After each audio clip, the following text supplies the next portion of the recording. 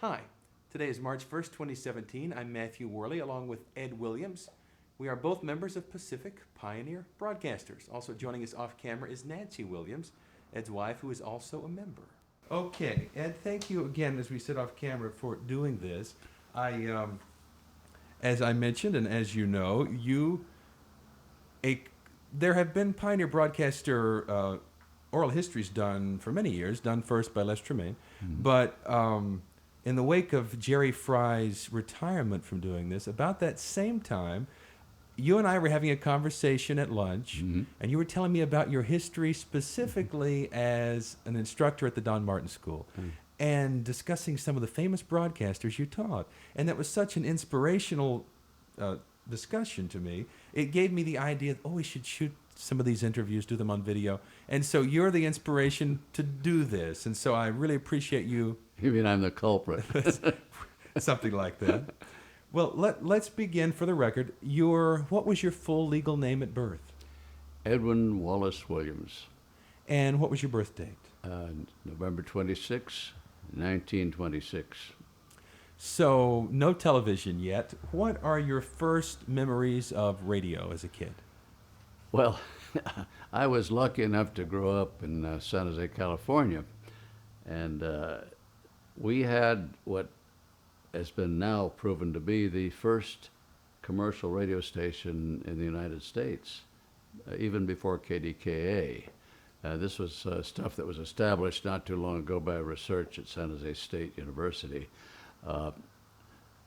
There was a guy named Charles Harold who really started commercial broadcasting with an old, it was a carbon arc transmitter that normally would have been used for telegraph, but he had modified this thing so they could modulate voice, and he would broadcast in San Jose, and of course they didn't have loudspeakers then, so people would listen on the headsets. And he actually had a place where they could go, and they had a lot of headsets, and there was a receiver, and they could listen to this station, which eventually became KQW, and subsequently is the famous KCBS station, which is, CBS owned it, bought it. But I was lucky enough, and I didn't know much about this at the time because we didn't have a radio. We didn't have a radio till way beyond the Depression. We were what you call property poor. we had a house that was paid for, but there were very few jobs at that time, and so some of the neighbors that had jobs did have radios, and I remember the one across the street, Mr. Grunwald, got one early on, and he would invite us over to listen to these big horns. Now, this was after they finally figured out how to make a loudspeaker, and it would crackle and pop and all of that. So actually, very early on, I was taken to hear a radio program broadcast at KQW, and this was when I was just a little guy. My aunts happened to own the radio station that KQW became ensconced in, and it was right next to the First Baptist Church in San Jose, and the towers of the church actually owned it for a while. And the towers, one of them went right up through the church building, and there was another one down the street a ways, and the old antenna, of course. And I went into this place. I was brought in by my father, I think it was, and they were going to let me watch and listen to a children's show.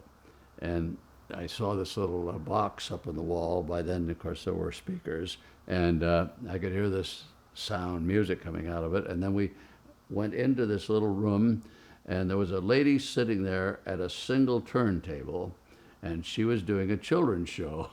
And she said, "And now, kiddies, I'm going to play Kitten on the Keys." And she'd pick up, like we did at home, the phonograph arm, put it on the record, scratch, scratch, scratch, and then you'd hear Kitten on the Keys.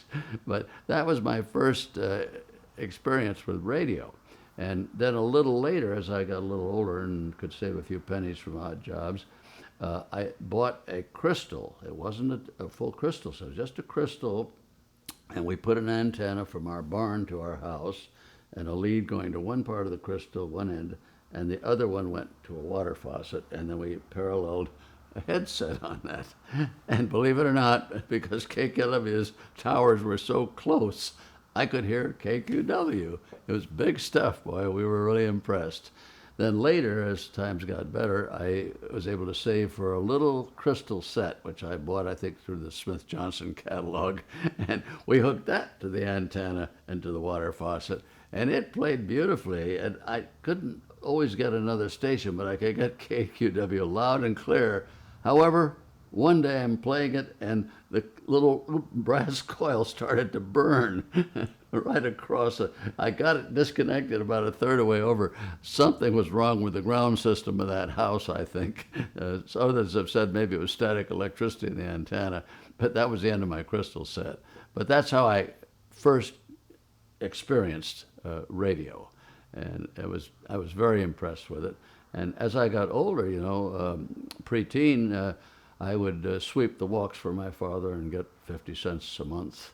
And I saved and saved, and I finally was able to buy my first radio set, which not only got KQW, but it got a lot of other stations too. And that's where I started getting intrigued by radio. Were your aunts the actual license holders of the radio station, or did they just own the building? They owned the property, and they never told me that. I didn't realize they owned the building at that time. So I was just a little guy when I first went down there. Later, I came to understand that they did own that building, and they rented it to KQW, which I assume is when Charles Herald was there. He stayed with it until the vacuum tube was invented by DeForest, and the problem was that Herald's system broadcast at a much lower frequency range, and when they formed the Radio Commission after World War I, I think it was around 34 if I'm not mistaken, they moved the frequencies up because that was the only way DeForest stuff would work. So Mr. Herald, he was out, period. And he stayed on as an advisor to the station, and he did a number of commercial advising. Because he had done the first commercials in radio. He would read from the San Jose newspaper certain times of the day, and his wife, it might have been the lady I saw, I don't know, was the disc jockey. Which I didn't learn that until just recently. I was looking at some research. But Harold finally was out of it, and right after, I think it was around 1948, KQW was sold to CBS Network and became KCBS in San Francisco. And by then the transmitter towers were gone. Even before then, they'd moved the towers out to the San Francisco Bay, and it was like the salt flats. And of course, the ground radios would go out in this salty, wet soil, and the signal was terrific. And that's when it really, I think the CBS network thought it was probably a good deal to buy. But anyway, that's how I got started, getting interested in it. When you were receiving that crystal set, through that crystal set, was KDKA the only station you were picking up, or rather KQW? You could only get K. It was so powerful. See, and we were only, we were what, 4 or 5 blocks away from those towers. So it was, the only thing you could get. And I'm not sure those people across the street with their old Atwater Kent did much better.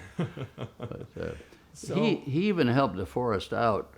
DeForest wanted to demonstrate his vacuum tube transmitter at the Pan Pacific Exposition in San Francisco, and he couldn't get it to work. So he actually had Harold do some of the broadcasting on his rig, to fill the gap. But anyway, that's another story, which you could read about somewhere in the books. So when you saved enough money to buy a real receiver where you could DX and hear other stations around, about how old were you by then? What year would that have been? I can't quite place it. I know that my the little Trinity Church, which was down just north of the main part of town, we used to walk home from Sunday school, and I would go by Walgreens drugstore, and they had this beautiful little radio with a lovely dial and a speaker on top. And my guess was I was probably around 12, 13. Okay. I know that I had a magazine, a paper route, I think it was, about a magazine route about that time. And that one I used for a long time. And I even took that one to YMCA camp with me, and they let me run a cord from the little tent cabin out to where we were sleeping under the redwoods, and I had my radio there. I don't know how I ever got away with it, but I did. So you really get your first traditional receiver somewhere around in 1940, it sounds I would like. say so, yeah. Do you remember when you finally get that receiver? Do you recall stations that you listened to or programs that you especially enjoyed? I think, I'm not sure. I remember listening to KSFO because they had Dude Martin and his cowboy gang. And by then, though, my folks had bought a big Majestic table receiver with a 10 or 12-inch speaker and had beautiful bass tone. And I would listen on that downstairs by the big floor furnace. And we were in an old Victorian house that had 14 rooms, most of which were beginning to fall apart. But yeah, we would listen on the big radio then. But I used to listen to the radio. Oh, and I know what I did now. I'm embarrassed. I listened to the Lone Ranger, and I was supposed to be practicing my flute.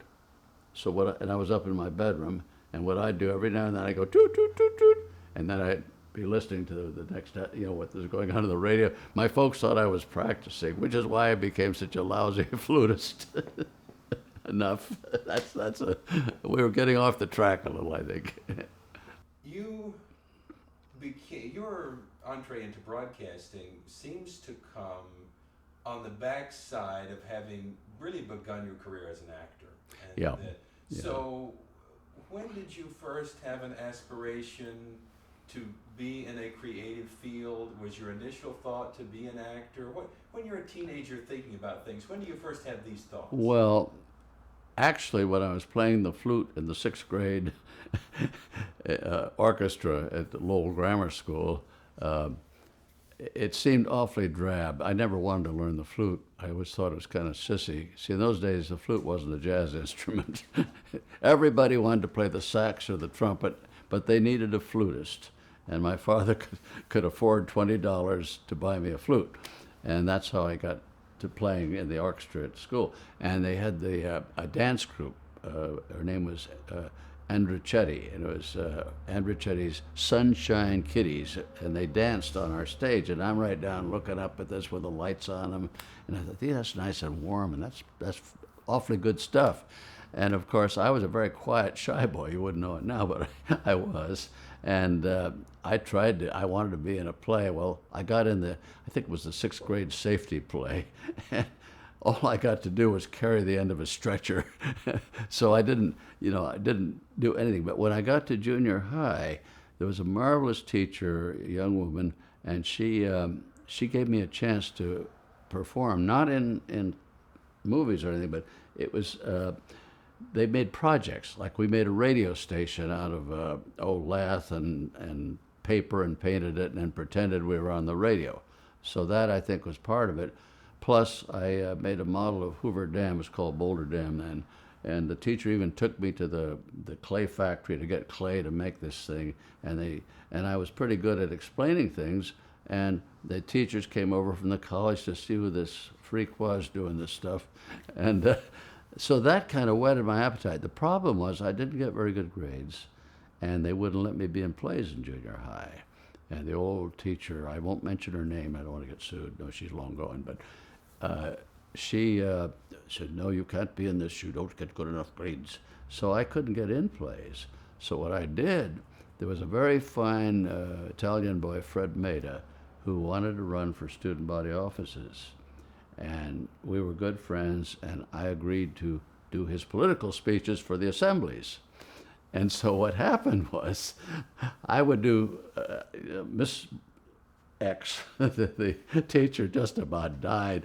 I would do these spoofs on Walter Winchell and all these, and Fibber McGee's Closet and everything. I was a little bitty guy with a great big binder. I'd bring it in and pull out all these signs and flishes and flashes and dots and dashes and border and border, coast to coast, this is your, that kind of thing. And he got every office that I presented him for. And the kids loved it because it was a very conservative, strict junior high school. And the old drama teacher said, "You ruin the dignity of the occasion." I saw her years later, and she still felt justified in putting me down. Now, here's the real turning point. When I got to high school, there was a teacher. Now, you may think I'm putting you on, but her real name was Miss Ham. And she was a great drama teacher. And she had been in Hollywood briefly. She had even was engaged to the guy that wrote Stagecoach, the original movie. But she had an aunt and a grandmother that she went back to San Jose and kind of took care of that, I think. Anyway, she was a marvelous drama teacher. She did one Shakespeare play every year to be sure the kids got Shakespeare. But they were doing Henry Aldrich, the old What a Life thing, and she cast me in it. And that was my first real taste of, having a lead in front of an audience. In fact, I met Ezra Stone years later, and I said, I played your part, because Ezra Stone was the one that did it, in broadcasting. Ezra Stone, the most famous Henry Aldrich. So Yeah. you were Henry Aldrich. Yeah, I played it with a cracking voice, the whole darn thing. And I did another play in college, in high school. Then, of course, I went into the Navy, and I went into the Eddie program, which was an electronics program. And I took a course there at high school, which prepared us to pass the test to get in the Navy. So I went to radio tech school, but that was all technical. I wasn't very good at technology or math, but it helped me later when I taught television, some of the knowledge. And in fact, when we were in junior college in Chicago as part of this Navy program, we actually had one of the early orthicon cameras. And they didn't know what to do with it because, television stopped being developed at World War II. They were too busy fighting the war. And we used to aim it out the window and watch the girls go by. That was its only use.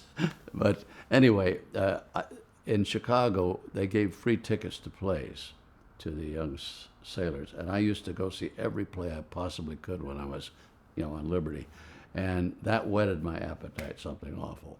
So that when I got out, I enrolled at San Jose State, and I enrolled in a summer session. They let me go in a week late because I was in the Navy still, and they normally didn't let first semester students be in plays, but I got to play an old Pilgrim in an Elizabethan drama, and that really started it. And by then I was raring for bear, and I made it through college in less than 4 years, and I don't know how many plays I was in, but I almost broke down. I did so many plays. But I got good leads there too. I played leads like in Somerset and Mom's Circle. Played a lot of romantic leads because they were looking for young guys. But to get to radio, the speech department ran the radio, and there was a guy named Edwin Willis who became quite a famous writer of broadcasting material and a professor, and they used to put on radio dramas on the local radio stations in San Jose. By then, there were 4 stations, not KQW anymore, like KXRX, KWN, KLOK, and ours, KSJO, that I later worked for. And I did 240 radio plays live while I was going to college, which gave me a lot of knowledge of how that worked. And of course, I mainly wanted to be an actor, and that's the path that I pursued, really. And I never did get in a radio play when I came to Hollywood. By then, it was almost over. There were only 1 or 2 radio dramas left on, and there was no opportunity. And when I finally taught later at LA City College, I was assigned to teach a radio drama course at night.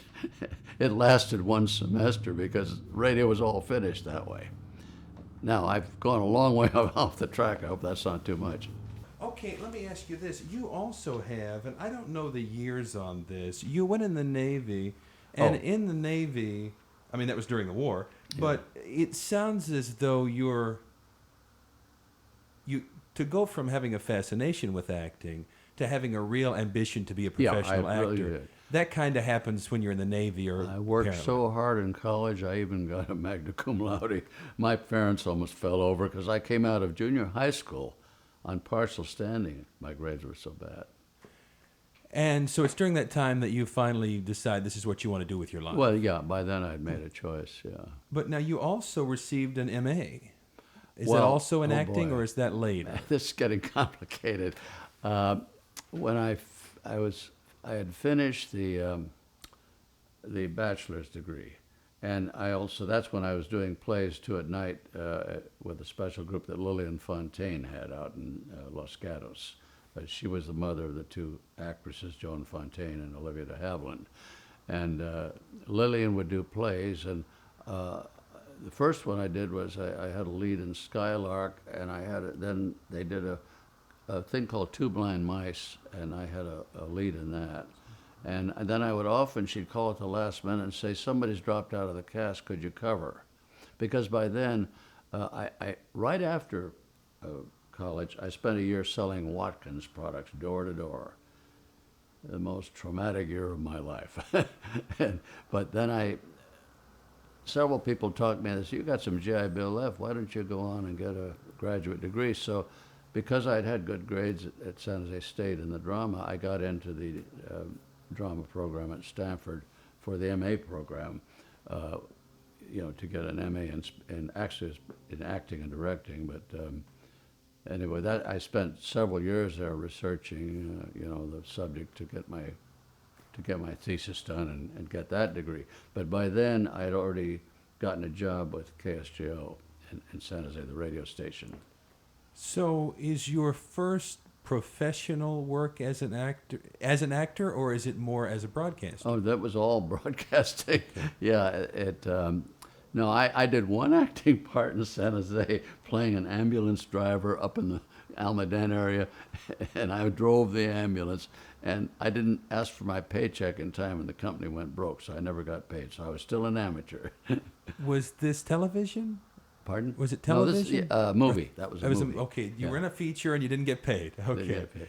No, television was coming in, and the Al Gilliland that started the TV station in San Jose, I could have gone and sold for them. See, I started out in broadcast sales. That's how I got in. Was desperate because I wanted to be in the field I was trained in, and I even went down with one of the college teachers to the Western Speech Convention, hoping, maybe I can get a teaching job in speech. Well, what happened is I desperately, as a last-ditch stand, went out to the local radio station to see if I could get a job. It was KSJO. And anyway, he said, well, we don't have anything on the air right now, but would you be interested in sales? And I thought, well, that's closer to broadcasting, because at the time, I also had a chance to be the junior personnel director of the department store in San Jose, and I didn't, want to do that. I just didn't. So I started in sales. He had me write some copy first to see, if I could do it. But what I did, and this is how I got into broadcasting, I would go out and I'd go out to an account, find out what their needs or problems were in merchandising. Then I would make a production spot back at the station, put it on a platter, which in those days, that's how they did it. And then I'd take it out and make my pitch, play it for the client at their business. And I managed to stay afloat. Because when I went with KSJO, it was about on the chopping block to be sold. It was, I think, $60,000 about was what they're going to sell it for. When I worked there and I left, it was worth well over $350,000. We brought it back. But I did all kinds of crazy novelty spots, sound effects. We lived, of course, as I said, in a Victorian house, and it had a tool shed in the back. My father never threw anything away, so there was always some junk that I could run a bolt against to make a sound, and I'd use anything I'd get my hands on. And in fact, one time there was a guy that was just hired at the State College to be a singing major, a teacher, and Gus Lease his name was, and I'd go through the cupboard and I thought, the account was Bell chairs, one of these lounge chair accounts, and I found these little covers for fruit cocktail in the old Victorian chest, in the dining room, and I took it, I filled it with water partway, and then I took a stainless steel wire and I tapped it about that far from a 44 ribbon mic, RCA 44, and it went bing bong, And Gus was willing to do this. Yeah, I said, bing bong. You see, bell chairs, bing bong, bell chairs. It was corny as heck, but it worked. I paid him $5, and he became the chairman of the department of that college. So, but anyway, that I did dumb things like that, and the contented turkey about to be cooked in the new Ream Wedgwood oven. That was one quite technical that we did. Very successful. I don't know if you want to take time for that or not. So what you're saying, in essence, you went out, gathered information, came back, and wrote and produced a spec spot, that's and what you I did. also voiced the spot. Novelty. I always. Okay. Oh yeah, that was the whole idea. Because you're the announcer, If too. I had to get on the air, and that was the way I did it, by hook or by crook. And So- we did do some like Christmas shows, and I would narrate those. By the time I was there, well, So you're still living with your parents at this time? still living in the old house. My father died about that time, and it was a huge house. My mother was there alone, and I said, "Well, I'll stay through the winter, and until we get the estate settled." And I helped do that, but I couldn't be a bum. I had to get out and do something. That's when I really got into KSJO and started going. And it was a good job, and that's the period during which I did some plays for Lillian Fontaine, and then there was an ad agency in San Francisco that had the jacuzzi account, and the account exec, I met him, because they had a client in our area, and we had the same. They broadcast on our station, and it was a housing development, and they. I have to explain, we were married during that period, by the way, when I first went to KSJO, Nancy and I, and we wanted to go youth hosteling in Europe with the American Youth Hostel people. And this guy from the account exec for the housing track, I said, what do you do when you go overseas? What do you see? What should you look at? He said, what do you mean? I said, well, we want to go over there. He said, well, how are you going to leave this? And I said, well, I've been thinking about leaving the station anyway. He said, we need you right now. They had taken on the jacuzzi account, and they knew nothing about radio or TV. And guess who walks in the door? Me. And of course, I don't know much about it either, but I was made the director of radio and TV. And I wrote a lot of commercials for them, and I voiced one, but they wanted the client himself or some darn thing. I don't know. So I didn't get much on-the-air performance up there. But I got a credit, and it was after we came back from our bicycle trip we took in Europe that said to Nancy, I said, I think I should go back down. See, when I was at Stanford, I was sent down to Paramount when they were doing Stalag 17 and The Robe, and I got all the way to the final auditions in front of the whole staff, and then they said, well, what do you want to do? See, they still had the contract system then in their own school. And I said, well, no, what do you want to do? And then said, no, we want to know what you want to do. So I said, well, I'm going to get on a Greyhound bus and go back to Stanford and finish my master's. So I hadn't written the whole thesis yet. So I left. And that was probably a mistake, but it worked okay. Anyway. Now, this is something interesting we didn't know. Pardon me. At some point while you're up there, San Jose, you get a chance to come down to Los Angeles and audition for, and you mentioned The Robe. This is a huge, widescreen, okay. big, Yeah, so, I understand. So where did all that come in? How'd that happen? What happened was the director at Stanford, the last year he took two quote-unquote promising students. They rented a room in their home to the students. So we could sit in on they had a sherry hour every afternoon at 4, and a lot of famous people would come there. Now, you guys can sit in on this. And so I played Billy Budd under Strickland's direction, and it was a big success as a play. And that got me to Paramount, because they were trying to get, what's his name, the decathlon, Mathis. Is that the one that married,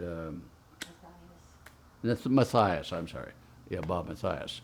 And he was being drafted, and Strick wrote back, I called him, Strickland was his name. He wrote back, I'm not sending you Matthias, I'm sending you Williams.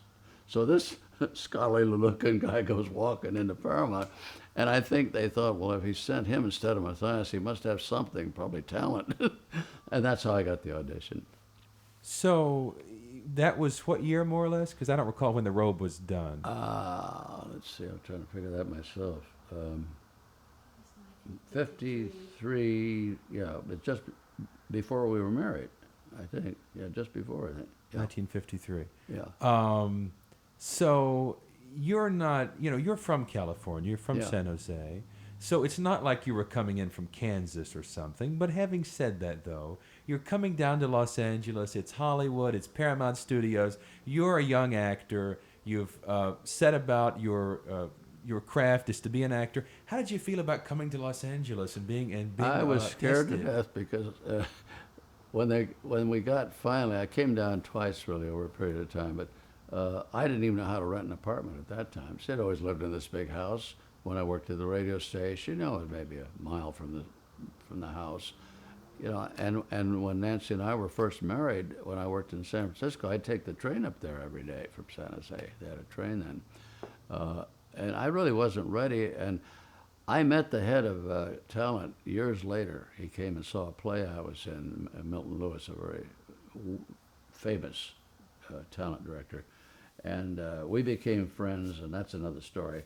And I told him the story that I didn't know how to rent a house or an apartment or anything. He said, "Oh, I got Pete Baldwin established." See, I didn't ask. And so I went, back up. And then we came down later. It was actually after, she was in 75, wasn't it? It was in 55. 55, yeah, that's right. That one. But then later, oh no, I got it mixed up with another story. Okay, forgive me. Yeah, at 55. But we came down finally after I just didn't stay with the ad agency. I was getting deeper and deeper into advertising, which really wasn't what I trained in. And so we came down, and Nancy, being a nurse, got a job at the Hollywood Presbyterian Hospital. And I just walked in the door at the Don Martin School to look up Frank Cady, who had gone to Stanford, to say hello. And he says, "Ed, how are you?" And we weren't that close a friend. And I learned later that he had taught there 11 years, getting his very successful career started. And he had just given them his notice the day before, and he said he'd get a reliable replacement. And the sitting duck walked in.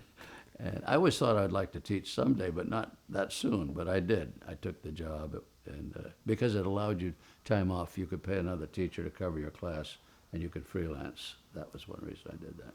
Now, here's an interesting point, if I understand correctly. You come down here in 55, is that what we're saying? That to stay, 55. Yeah. One of the first things you get is the Don Martin gig, apparently, right away. Right. But it sounds like your background in broadcasting in the Bay Area had been mostly sales and had not largely been on the air. Yeah, I was never a disc jockey. Okay. I wasn't a disc jockey till I got down here. Okay. So in essence, what the irony of this is you set about teaching the craft of broadcasting to a bunch of young students when really your background has been not as a broadcaster, but as a broadcast sales executive. Yeah, well, broadcasting, of course, was different then. The DJ business had just pretty well started, and when I was in radio, they used to cue you in the booth and all that.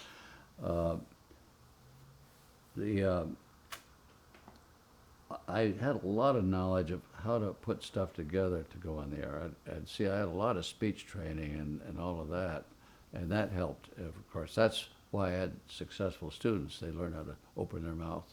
Plus, you had produced all those spots that you talked about. Yeah, I knew how to do mic technique. There was a guy named Norman Paul was our program manager. He was a marvelous guy. And often after work, we'd go over, there was a local bar there, we'd have a beer, and he'd take my copy out and say, "Now you cut this, you cut this." He really taught me how to make a tight spot. I used that knowledge later when I taught continuity writing. See, all of that. And the sales, I probably had what was probably the first successful broadcast sales class in the whole Western U.S. And that was designed based on all of the mistakes I made in selling airtime in local radio. Okay, well, let's talk about the Don Martin School, because it was you telling me about having worked there that really prompted me to realize to do all this, as we discussed. 1955, Don Martin School had begun as the Don Martin School of Radio Arts. Yeah. It later became the Don Martin School of Radio and Television Arts, I Right. guess. So by the time you come, 1955, television's Big Daddy at that point. Yeah.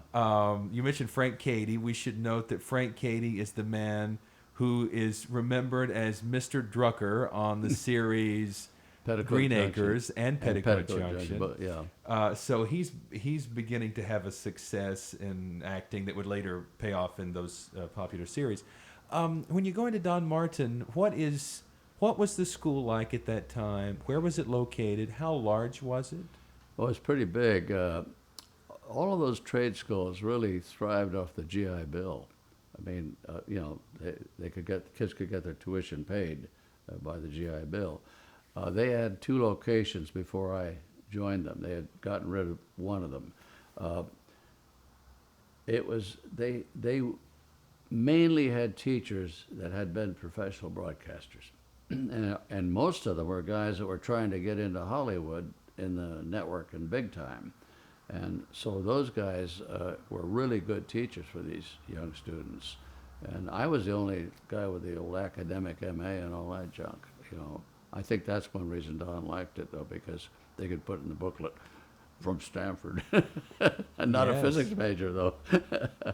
little professional provenance there. Yeah. So when you come in and Frank Cady, who needs to leave, says, "This is Ed, he's the guy," were you pretty much hired right away easily? I think the need was almost immediately. Yeah. Okay. He wanted to get out because he really had a lot going by then, and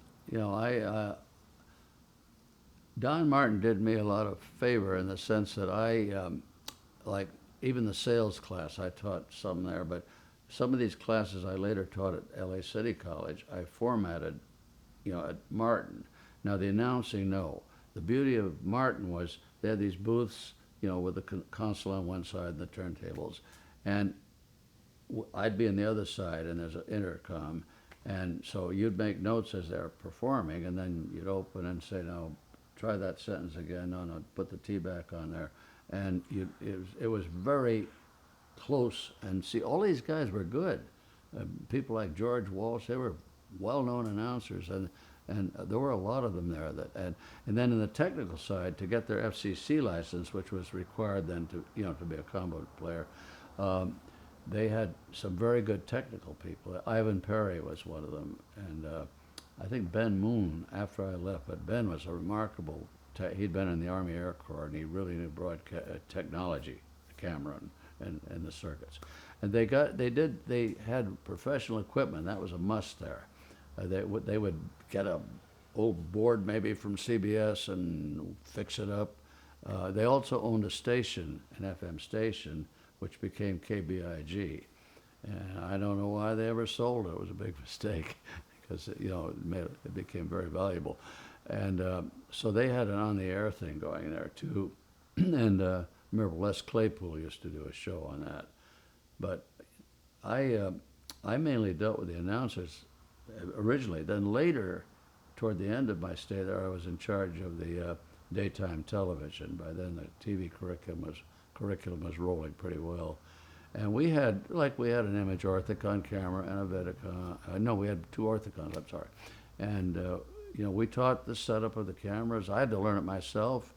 While I was there, I studied the stuff to get the FCC first class license myself, so I would have it.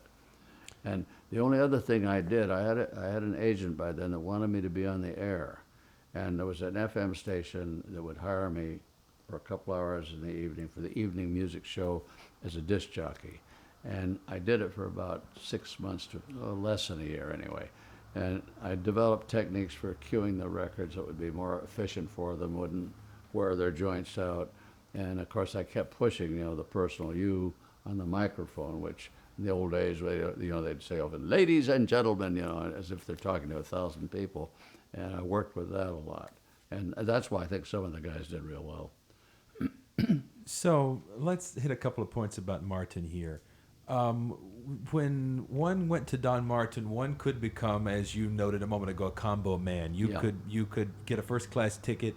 You could therefore be, or I guess, would it be first or third? or both? They got first. No, third wouldn't mean anything then. Okay. Okay. There was, see, the AM radio was expanding after World War II. I mean, there were jobs. And we had at one time a 95% placement record. Yeah. And even when I went to the college, we were in the 80s, which was pretty good for college. So, how many from the time of entering as a new student to the time of graduating as a combo man, where you could go work any station around the country and run the transmitter and all that? How many weeks, months, years did that take? I don't know. Offhand, 2 years comes to mind. Okay. And some stayed through to the bitter end, and some dropped out. And Some got a gig and left. Some got a job, right? That's right. That was our goal.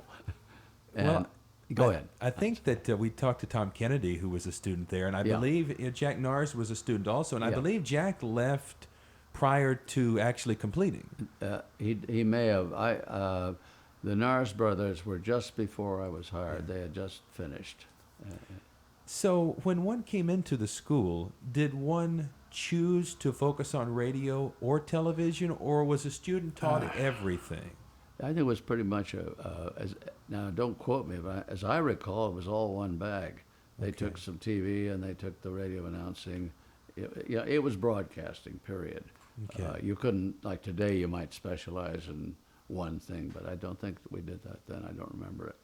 And So you wouldn't get an FCC license anyway unless you wanted to be a combo guy or something, because these guys were not repair technicians.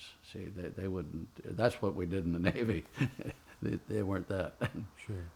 So when you came in, do you remember, generally speaking, how many classes you taught when you first started? What was how many days a week did you teach? What was the Every weekday, and I was the daytime guy. I think it was 6 hours, was it about? I'm not sure. But it was a fairly long day. And then sometimes there were, later in this thing when I taught TV, there were some Saturday night classes, as I recall. And that's a long time ago. well, just whatever you can remember? Yeah, well, I was thinking of the guys, too. You probably asked that one, huh? I would. Was it a traditional classroom setting with like desks and all that? Well, I had to take one class before they let me really be a full teacher, diacritics, dictionary diacritical markings, because when I went to college, we used the International Phonetic Alphabet as a way of learning pronunciations.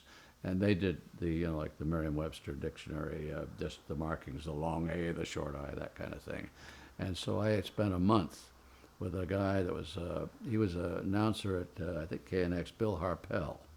And he taught it. I think I can tell this tale now. Bill's long gone. At the end of the class, he comes in with a big bag and 2 bottles of whiskey and paper cups. They passed them all around the class and gave everybody a shot of whiskey to celebrate finishing the class. You wouldn't do that in a college. But he was a very fine announcer, and if he missed a word, he would say it over and over, pointing to the diacritics till it was perfect. He finally went and owned a station up in Alaska. He left the college, the trade school then. But that was you taking a class. As far as you teaching classes, were they done in like a traditional classroom setting? No, it was all production. Okay, so there was... The main teaching was in these little cubicles, the little Okay. studios where you would actually work one-to-one with a student. So there weren't situations where like you had a class and a chalkboard and you talked to 20 guys? I don't remember doing it. Even when I taught TV, it seemed like I had to explain it right then and there. Okay. And they didn't... The lectures were mainly the cramming for the FCC. That's the best I remember of it, anyway. So most of the instruction at Dunmartin is largely one-on-one? Yeah, it was one-on-one. Okay. And that's why it was so good. Mm-hmm. Yeah, I couldn't do that at the college because of the load requirements. So you have to have so many students in the classroom in order to make a class so that you got a salary, or else they let you go. So when you were doing this, did you focus on certain subjects and other instructors focus on certain subjects? No. Well, or did you teach everything? TV, you have to do just about everything, reading news and the whole darn thing. And, they'd always shoot commercials because that was very much in demand in live TV. But no, in the one-on-one, no, it, you know, you just, and when I taught I was the first guy, I think, to teach top 40 disc jockeying in the West here. And, you know, you'd give them a stack of records, 45s, and say, okay, now I want you to do a pre-intro there, post-intro there. Okay, do these two back to back, and this is your commercial.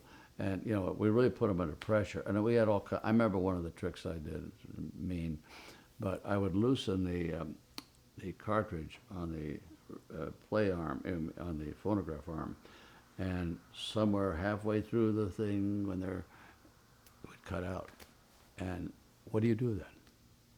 Oh, The other trick we did, that I did very often, especially at the college, I would furtively turn the second cue card upside down. And I even did it in radio prior to that, now that my memory comes back. Turn it upside down so that they would be forced to continue and to read upside down until the next page came up. So you're teaching not only the craft in the traditional sense, but you're teaching ingenuity and the creativity. The ability to handle when things don't go well. And when I taught creative writing, especially at the college, I would lean on them on that attention getter phase. That's what sales taught me. See, doing that and seeing the clients and the ones that worked and the ones that didn't. You know, the things I did that worked and the things that didn't. Yeah, that gave me a lot that you wouldn't get in a school. Yeah. Well, let's to try to further understand how it was done, because this is a terribly important school, and the fact that you taught there is so wonderful. You mentioned to me an example of some famous students that you taught, and the reason this came up is you mentioned having taught there, and I mentioned, and that's where Don Steele went. And That's you right, said, yeah, you said, yeah, I Don taught Steele him at the beginning.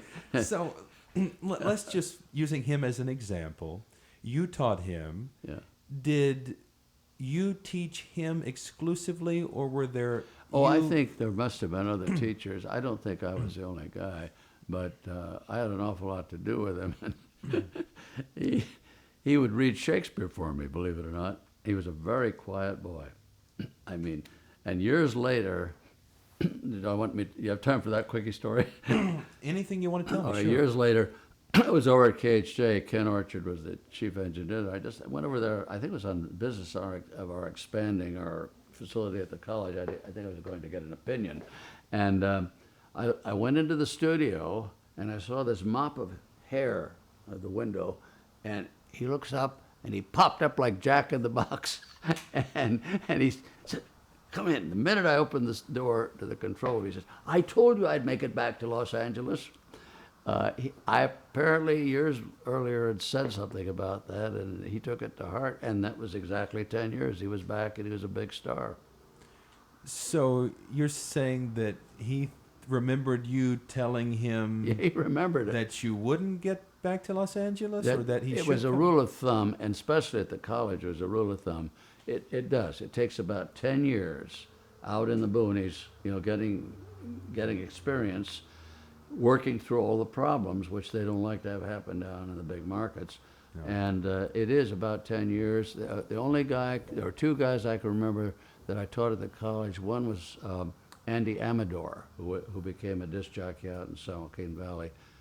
He went straight into the LA market, and Elliot Mintz, a guy that had a nighttime kind of a talk show, he went straight in. He didn't have to go out. Okay, I'm focusing on Steele because I'm just picking Yeah. an example. He is Right. an example. How many hours of time might you have spent with one single student?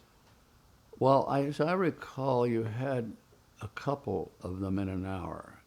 Don't quote me. It was never more than an hour, certainly. If you had one, it'd never over an hour. But usually you might have one for 20 minutes, 15 minutes. Then they go out and woodshed the copy, you know, and you might even have them come back and read the same session, you see. Woodshed, you know, going out and practice in the hallway and then come back. And I always made a very detailed critique sheet. Like, well, the other guy I remember was Bob Eubanks, who was probably about the first student I ever had. And Bob had been to college some, and he was a good reader. He really was accurate in pronunciation. And he would always finish reading, and he'd say, Mr. Williams, what's wrong with it? And I couldn't really find much wrong with it. And I'd say, well, let's see. oh, your HW needs work. Now, most people nowadays don't pay any attention, but the HW sound is spelled WH, which. And in Shakespeare's time, it was spelled HW, which makes sense, which.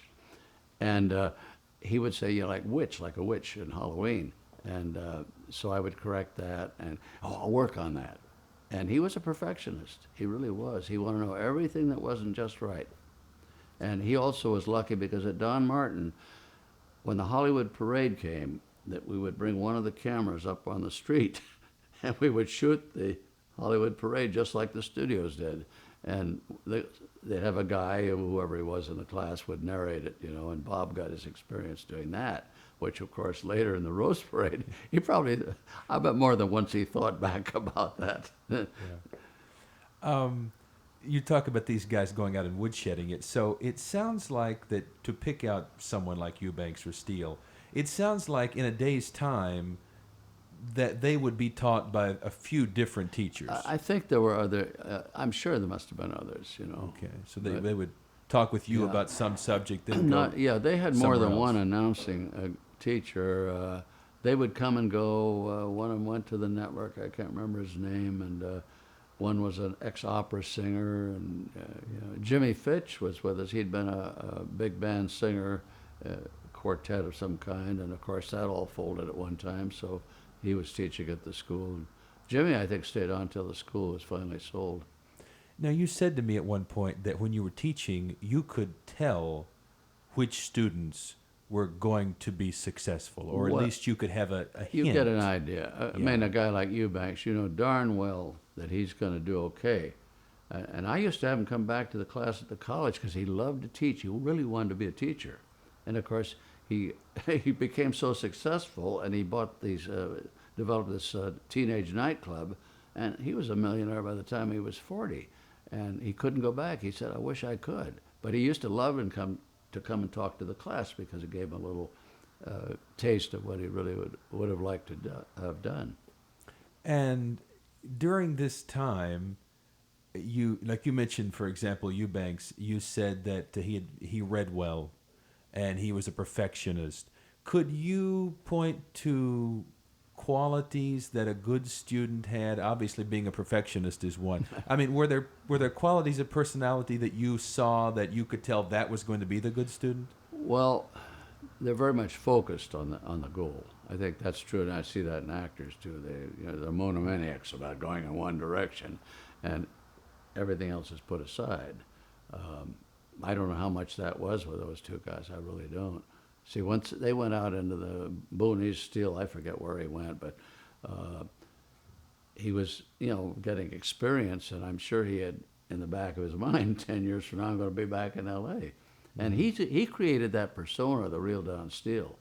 He was nothing like that when I knew him, but he was smart enough to see that you had to have something that stood out, to make it in this business, and he had that. Eubanks was more himself. I don't think he put on any airs of any kind. You mentioned, you say Bob Eubanks read well. Is reading well a skill that can be taught, or is it something that is inherent? Oh, no, it can be taught. The difference, though, is, like, I had a guy that came all the way from Florida. He had a kiddies show. I can't remember his name even. And I tried with him. He'd say, "Good morning, kiddies. How are you?" He couldn't get out of this fake concept of what a kiddies show host was. And I used to stop him right in the middle of a sentence. Wait, who are you talking to? I'd really push on him. And that's the kind of thing that not all teachers do. But you are you. I'm looking at you right now. You have a lot of drive, you have a lot of focus, and you're going to be a big success. I said that to Nancy when I first met you. Okay, don't blush. Anyway, but that is a quality that you don't teach. You can keep them like this crazy kids show guy. You could try to break down the fake front that he put on. And that's all you can do. And I got him part way there, but I never got him all the way there. He couldn't break it. We had a guy that used to go down in the hall at Don Martin and say, "This is the CBS radio network." And, and Gary Owens had a lot of fun making a spoof of that, but he saw a lot of that in his career, I'm sure. And that is not going to get you to the top. It's just like we were talking about a singer recently, and I said, yeah, he's a good singer. He's not going to ever be a Sinatra because he's imitating Sinatra. The only thing you have to sell in this business or in any performance business is this guy that's inside of you or the gal that's inside of you. And the goal is to bring that out. The word pronunciations and all that, that's technical, that's technique. That's like playing the arpeggios right on the piano. But it's what you do behind those arpeggios that makes the great artist. Yeah, exactly. That's wonderful advice on craft, by the way. That's lovely. Now, how many years were you at Dunmartin? 6. Beginning 1955. Yeah. Okay, so to 1961. Now, if the math is right, so you mentioned teaching top 40 radio. Yeah. That's a period of time when top 40 radio is beginning to change. Mm-hmm. It's beginning to, it didn't completely happen until maybe 64, but it's beginning to evolve away from the classic MOR type presentation to a faster patter and to something a little more stylized. Yeah. How, in teaching it, how did those facts affect the teaching of it? Oh, or did they? I'm trying to figure that one out because I guess Stan Warwick wouldn't mind, but Stan Warwick, a very fine PD broadcaster who became general manager, I think, of KGIL, he taught for us. And he had left one of the stations. He was a man of great ethics. They were trying to present tense the news and really muck it up, and he quit. And he had to have a job, so he came to Martin. And he came to me one day. He said, I've got a chance to do weekend disc jockeying on KMPC, but I'd never been a disc jockey. So I said, well, let's go into the booth and let's take a stack of records. And I just sat on one side of the glassy on the other. I said, why don't you do 3 post intros in a row on those 3, and then let's try a first, And he knew what to do, so I didn't have to tell him to be personal or direct. And he got the job, and of course, he worked there quite a while, and he eventually became the manager of the Valley Station. Awfully nice guy and an ethical man. Well, but how does that relate to the changing of the style over that time? Well, we used to get, the A&I guys sent out all these darn promo discs, so we had all of the later stuff that was available. I'm trying to think of when I started the top 40. I was allowed to use the platter, the promos of the Johnny Mann Singers for what is it? Oh, I lost the station. The one that's the news, KFWB. Anyway, they were going to go into this format, and a very kind fellow loaned me them to use at Martin, and that's when I started teaching the top 40 because I had all the actual stuff, and we could feed the records in. And the irony was that Bob Eubanks and 2 others I trained went out to KRLA with this format and won the ratings over KFWB, which then became a news station. Yes. The other one had been a news station. It was really one of those ironic things in broadcasting. But the pacing of the stuff has a lot to do with it. It wouldn't matter what you say, but pacing has a lot to do with it. Now, if they're going to cackle and wheeze and make funny noises, no, that era wasn't in there yet. No, not yet. Yeah. So in this time while you're teaching, you're still pursuing an acting career. Yeah. You said, I got an agent when I was down here. You said, I got a job as a disc jockey, actually working on air in addition to your teaching. So what had been evolving in your life as a broadcaster yourself during the years that you were teaching? Just that. I didn't broadcast during that period, except at KGLA at the little FM station. I was busy out trying to get an acting job. So the job as a disc jockey was only about 6 months, you said? Yeah, just long enough. They I don't know whether they kept that. They own the station still, the people that own it. It's a religious organization. But they had We should note this is the station that was affiliated with Amy Semple McPherson. Yeah, it was the Angelus Temple. Yeah, another piece And of the history. studio, though, where I worked was on Sunset Boulevard in Nicholson's record store. And I did an evening, Montavani, David Rose type of music with the talk and reading teletype on the hour and all that. So, yeah, and Sundays, that frequency became a religious broadcast station. And one day I said KGLA for the Angelus Temple, and I had a phone call so quick from them, they said, no, we don't mix those two. And the last performance of that show I did was from the Temple.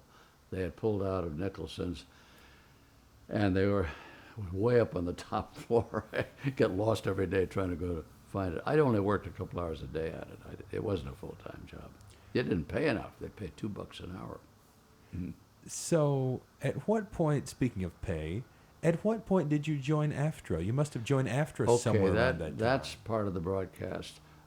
I was able to get again, thanks to Frank Cady, with the first commercial agent in Hollywood, Bob Longnecker, fine man. And Frank had been with him, and Bob Longnecker said, oh, I don't want to take anybody now. I'm almost ready to retire. But he finally took me on. And I was able, I think it was him anyway, don't quote me, but I think it was him. I got a Plymouth Dealers Association live spot over at KNX TV. And you had to wear a lavalier mic, admire the car, talk about it, and then get in it and not trip on the cord. And so they had it tied to my ankle, and I make a big throw to try to get, that I had to join AFTRA for that. I could have gone on Taft-Hartley and then hoped I could get another job, but that got me in the union. It was live. So was that spot during like a local program on KNX? Yeah, I think it was probably a local, maybe a movie program or something, I don't know. Okay. Where they show the film and commercials. I just don't remember. And I think it was Longnecker, I'm pretty sure. So somewhere around in here, speaking of being an AFTRA, somewhere around in here you also get a job as a booth announcer. And that's also a union job, I'm sure, because we talked about you being paid scale for the day and all that. So tell us about when and how you became a booth announcer. Well, by the time I got to the college, well, what really happened was I was trying out for a summer relief booth announcing job at ABC, and there was another guy named Don McCall, who was chairman of the department at LA City College, the broadcasting department, and we were in competition, and we did the audition. Neither of us got it. But Don said, well, what are you doing, Ed? I said, well, I'm working at the Don Martin School. He said, why don't you come work for us? He had just had a teacher that he had used for a year and wasn't happy with. And I said, do you have television cameras? Oh, yeah. Professional? Oh, yeah. Dumb me, I didn't ask to see them. I signed the contract to teach. Where are the cameras? He opens this little dinky cabinet, these little industrial cameras with no viewfinder, no nothing. And so I spent the whole first couple of years of the college. First, we changed them to a focus mechanism to approximate what an image orthicon focus was. Little by little, we were able to get grants and buy cameras.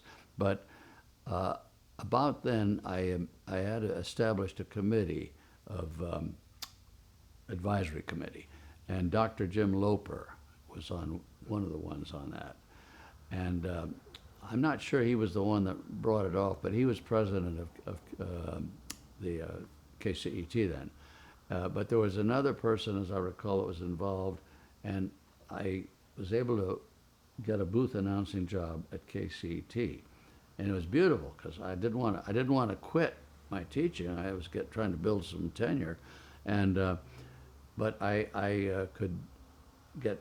Well, what we did is we taped the day's program log in the booth, and then they paid you because I was now in the union. I got 8 hours pay for that 1 hour's work, and sometimes I'd do a couple of logs in an hour, And that got me my booth experience, such as it is, or was.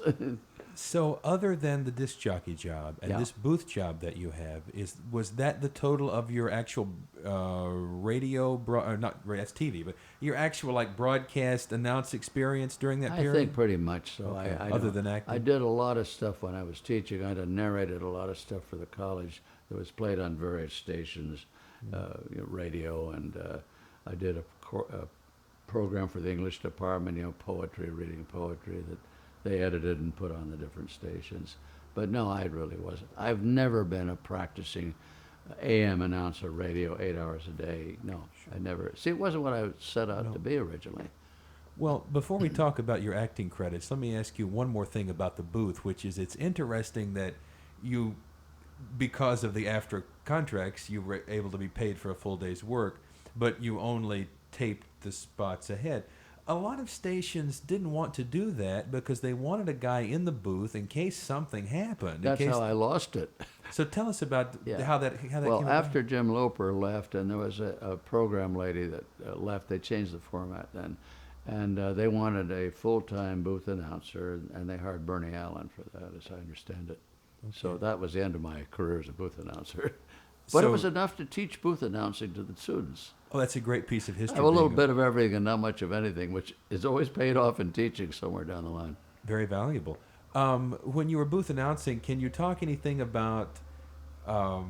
You mentioned the sort of stentorian CBS guy you were kind of making fun of a moment ago. Can you say anything about your style as a booth announcer?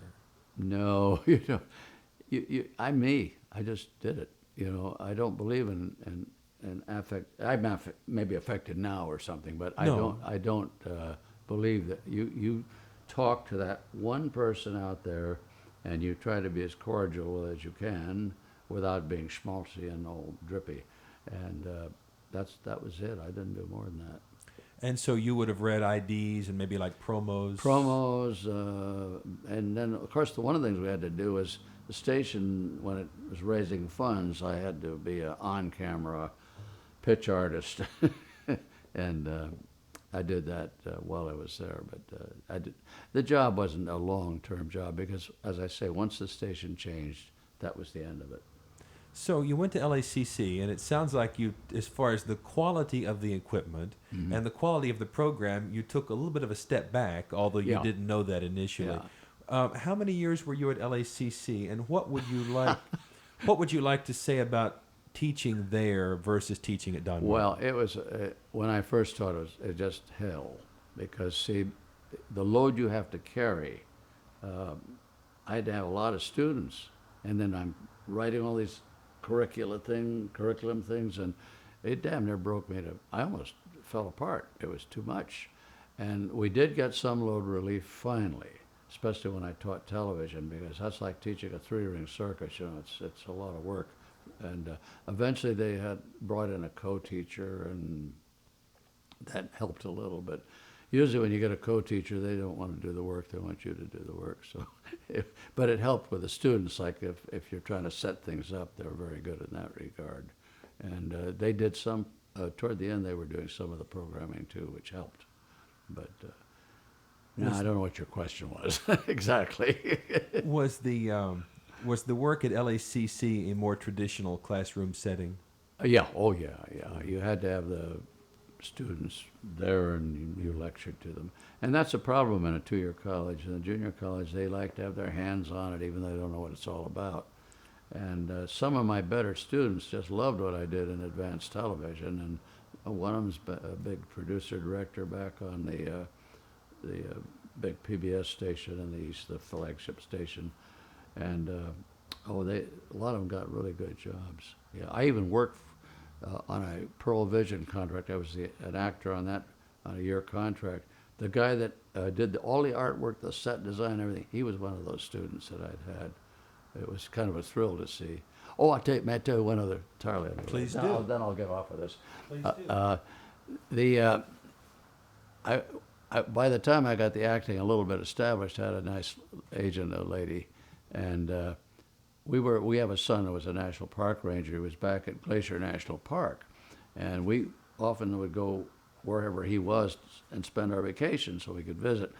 And I was back there, and I got a phone call from this agent, and she said, "You're flying in Sunday night, are you?" I said, "Yeah." She said, "Well, I've got a part for you on a movie called Crazy Like a Fox, a TV show, and can you get back?" I said, "Fine, if you could read me the copy over the phone, I'll copy it down." So all the way home, I'm memorizing it. It was the first of the morning, and Jack Warden was the guy in this thing. I remember it. And Rubinstein's son, the famous musician, I forget his for John is, I forget, that Rubinstein was a very great pianist. Anyway, I do the scene, I walk off the set, and I ran into Paul Coyle, one of my TV students, retired, he's already through. And I said, "What are you doing here?" He says, "I just wrote the scene that you were in." Wow. One of the great epiphanies of life. It was a real thrill. Yeah. We mentioned some students you had at Don Martin who were standout students. You remember they became famous. Did you have any exemplary students at LACC that you remember? Well, those I just mentioned were LACC. Coyle, I used to say, "I didn't teach you anything, Paul." He used to write all the big shows, Barney Miller, all of these things. Toward the end of his stay here, he was writing like Xena and Hercules, all those more mod things, and he did some Hawaiian 5-0. He did a lot of writing. He was good, and he wanted to write from the time he was 12, and I said, "I didn't teach you anything."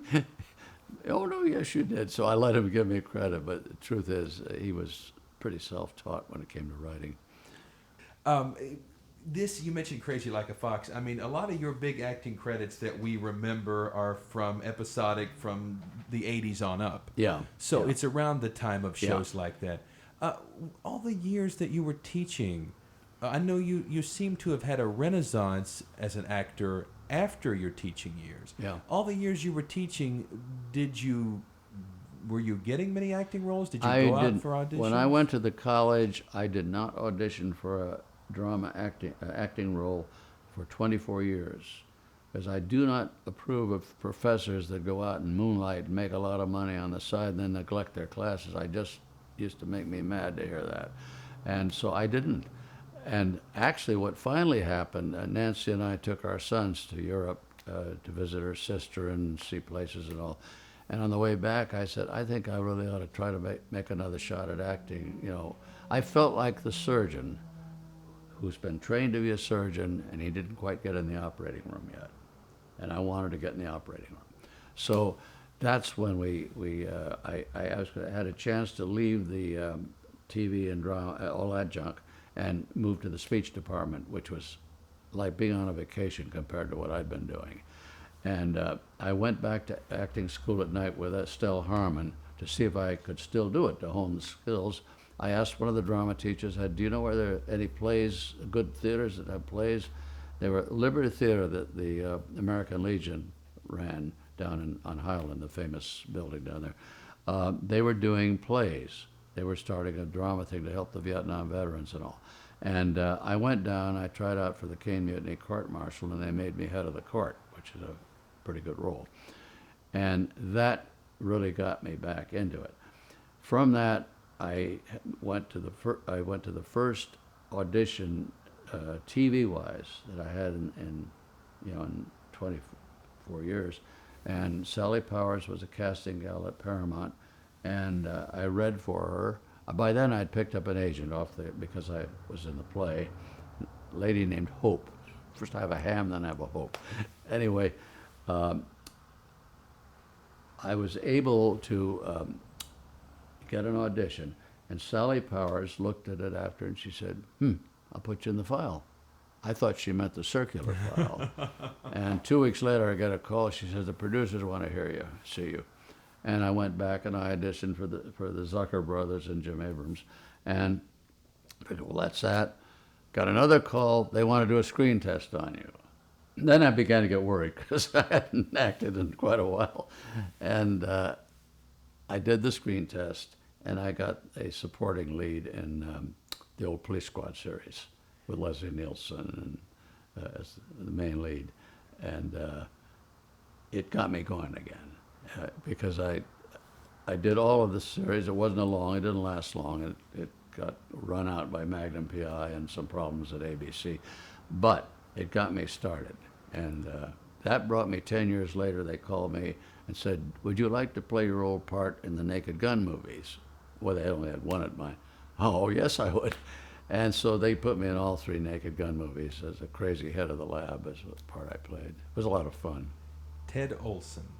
So let's talk about Police Squad. Your story is kind of a Cinderella story in a way. It's quite lovely. You decide, I'm going to go back into acting, Yeah, and almost immediately you get a series. I was lucky. I mean, how many actors never get a series, Yeah, and you no. get one right away? And I looked at 4 or 5 episodes of Police Squad last night. I think it only ran 6. It ran 6, and we got paid for 7, right? And people who remember it, it is a brilliant, quirky, unusual, cleverly written, different show. It's different. When you were offered the show, I mean, I'm sure you were excited about having a series, but beyond that, what did you think about this very unusual concept? Oh, Nancy and I used to, when I finally got in it, they'd send the first draft scripts before the network censor got them, and we would just roar. That was very funny stuff. And it was an easy part for me to play, and because I'm pretty well trained, and but it was a funny show. And no, I was, for a while I thought, gee, I finally did something, Maybe I was dumb, to want to be an actor, but that was what as a little kid, the need was developed. You say the first draft scripts, because it is a very inventive show. It's a very visually specific show. You have to pay attention. It's not the kind of show you can watch while you're ironing. No. You've got to be there. Yeah. How different were the first draft scripts from the ones that went on the air? Well, they mainly cut things that were like the only one I remember is I had to show a little kid about electricity. It was something like that, and he puts this radio in water or something, and of course zap, and they were afraid children might imitate that, and rightly so. I don't remember if there were any really double entendres they cut out. I'm not sure. In the Naked Gun movies, of course, it was full of them. My God, there was some awfully naughty stuff in that last one. Ted, My part was clean, though. I didn't have to do those things. well, Ted, in the series, it is. I mean, in the movies, it is. But in the series, Ted is a little bit Quirk. Well, he's quirky, but more than that, he's always making references to things like bring something from your mother's dresser drawer, things like that. You saw that in Airplane, Peter Graves, in the pilot talk. There's a little sexual perversion suggestion, and I don't know whether that was David Zucker. He did a lot of the writing, and Pat Proft, and I'm not sure whose idea that was. And that there was an overtone of a naughty old man. Yes, Ted was a little pervy. That's a little perverted. How much, because you are so well known for this character now, how much of the character was on the page, and how much of it came from you? You think? I don't know. I don't know. I think, I'm not an actor, I'm a broadcaster, but I think from watching, you play Ted in the series a little more intense than you play him in the film, I think. Well, what are he's your not thoughts the on same that? in the film.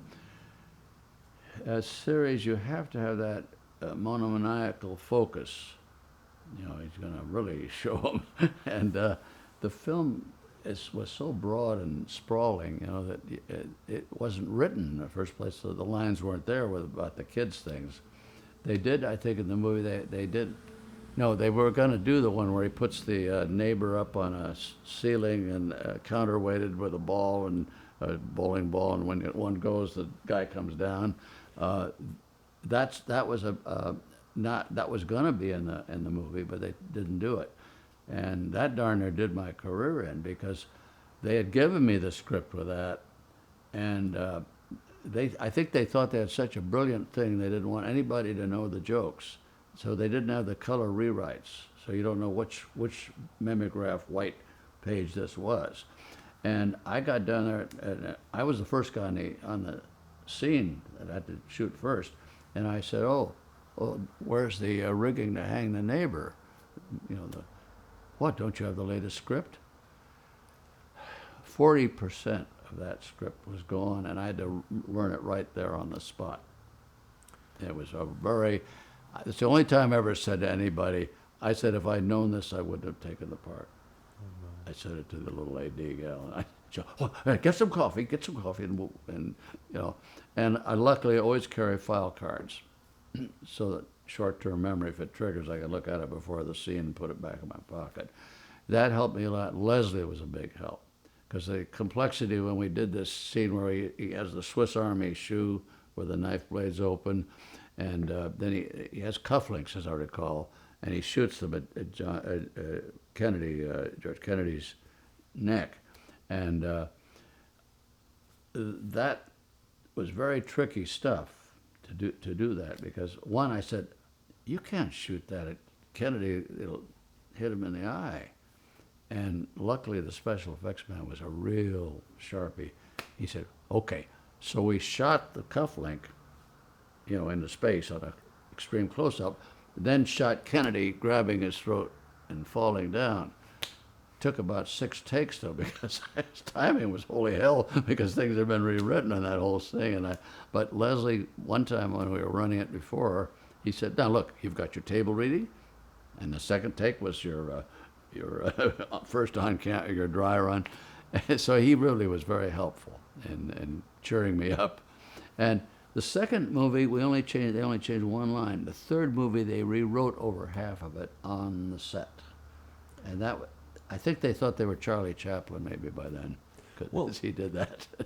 Let's hold off on the movies just for a moment, because I want to ask you something else about the series, which is, we said this series only ran 6. You said you were paid for 7.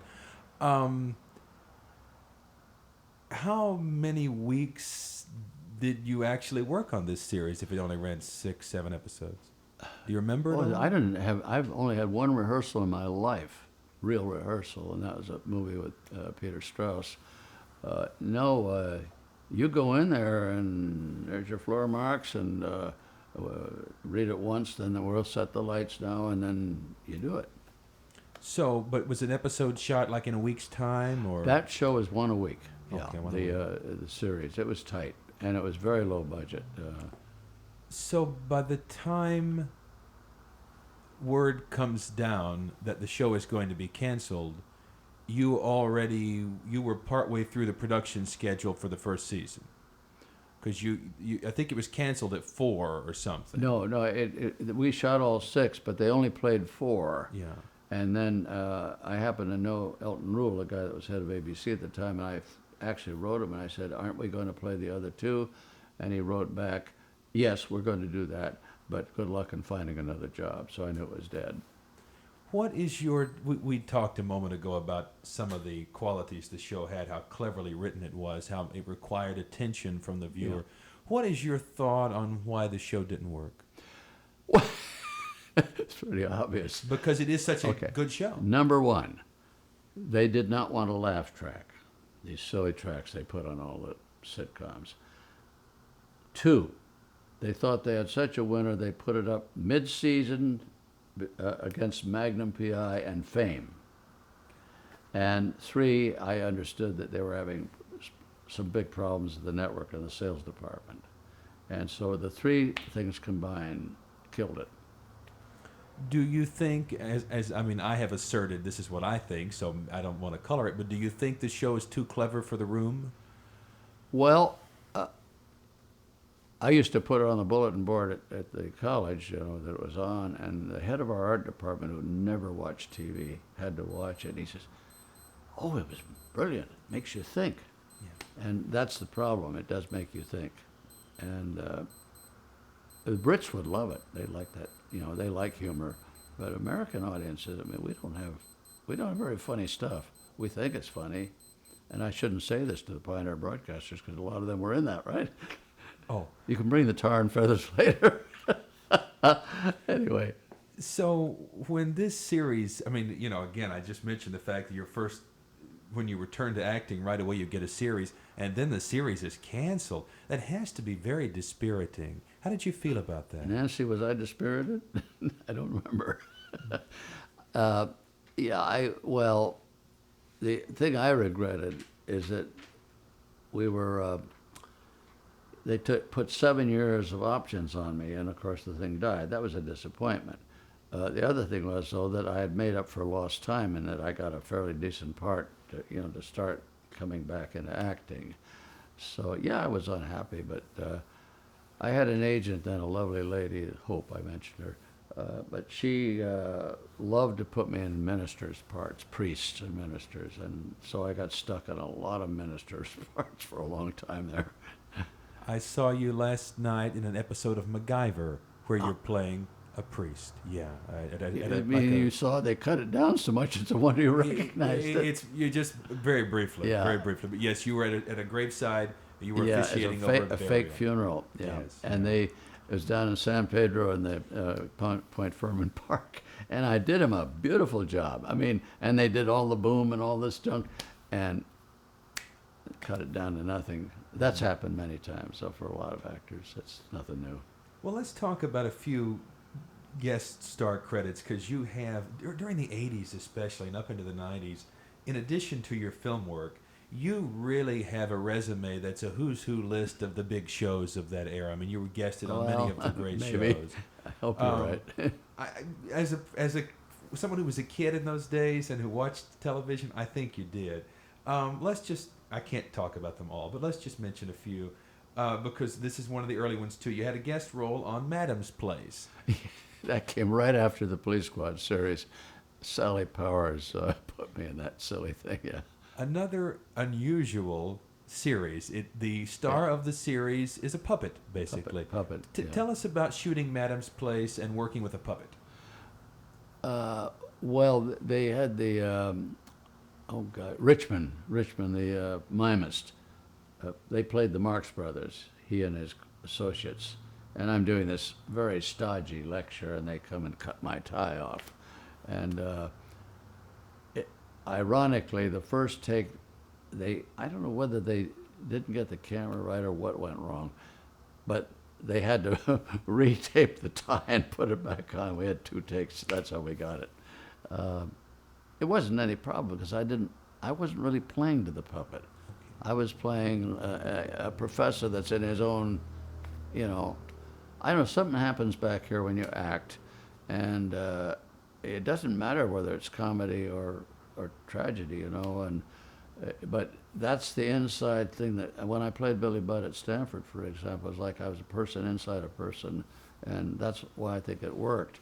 And I had really prepared for that. I studied I talked to a shrink, I talked to a speech expert, because Billy stuttered, you see. And I read everything Melville had ever written. And when I played it, it just worked. The stutter was normal. It just worked, because he stutters and then he swings and kills the guy, the villain. And that's another story. But I mean, I don't know. It's hard to explain what makes you, the thing go on inside. I don't, sometimes you can put on like you're acting too, of course. I talked to Eli Wallach years ago, who's gone you lucky now, guy. on radio, not like this, but Wallach talked about the idea. Wallach was associated with the method, and Wallach talked about the fact to use his terms, there is no one method. There's whatever works for you. You're describing it seems to me, I'm not an actor, it seems you're describing a kind of method when you're talking about that. I auditioned for some thing with this guy that's so famous at playing the strange guys. Aquila was the casting director's name, and I read with her, and she said, "Oh, you're a method actor." I said, "No, I've never been trained in the method." We had to read Boleslavsky and Stanislavski in college, and I tried to do what they said. I didn't know anything then. One point, I don't know if you remember an actor named Leo G. Carroll. When I first came back, he'd come up to Stanford and played one of his famous roles. They always had a deal where they had a star, and then students would be in the cast too, so you learn an awful lot. And I rode a bike here in Hollywood, and when we came here, I was riding down Hollywood Boulevard, and there was Leo Carroll walking. I said, "Oh, hello, Mr. McCarroll." We started talking, and I said, "What do you think of the method?" And he said, "Everybody has a method, and if you can fool the audience for 2.5 hours, you're pretty good." And that was his comment. That's a wonderful thought. That's a lovely story. I appreciate you sharing that. Again, just to hit a few of these great credits here. You were in Cheers, but it lists that you were in Cheers as a voiceover, not on camera. Only saw the top of my head. That was when little Carla was happy at last, and he starts to perform the ceremony. Where's little Carla? You hear this voice and see the top of the head. So they were able to get away with calling it voiceover. But I've gotten more teeny residual to that over the years. I don't know what they do with it. They seem to run it and run it. Well, it's a perennial favorite. It does run I guess a lot. so. Yeah. Okay. You were on Love American Style. That was a gag show. It was not the first Love American Style. It was the second one that ABC did over in the studio, and it was just a gag about love and the fortune cookie, and with the nun who running out, the priest and the nun. I don't even remember. These were bit parts, you know. You mentioned the series Crazy Like a Fox a moment ago. Again, Yeah. a series I remember well. I remember watching it as a kid. MacGyver, these type shows. One of the interesting things here is you also have 3 at least soap opera credits. And probably more than that. I wasn't able to find them all. Well, what I mean is you have at least 3 series. I don't know how many times you appeared. Yeah. You may have Well, more. there was only one that I recurred on, and that was only twice. I think I played Capital. Now, here again, it's changed a lot over the years. But production-wise, soap operas and soap opera acting tends to be quite different from what's done for the series, for the evening series. What was your experience shooting soaps? They're often shot pretty rapidly, that sort of thing. Well, now of course, they do retakes and everything. You know, it's not like originally it was just going. You go right through, and boy, for better or worse, if you stumbled, you just keep going. Live to tape. But not now. They would. Now, well, several times they offered me cue cards, and of course, when I first was offered them, I was insulted because, we're trained not to blow it in a good training.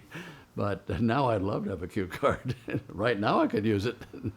Did you, in the days in the 80s when you were doing some soaps, although I know you've done some more recently than that, I would imagine in those days, although they were no longer live to tape, I would imagine they were still being done more rapidly than the other series were being done.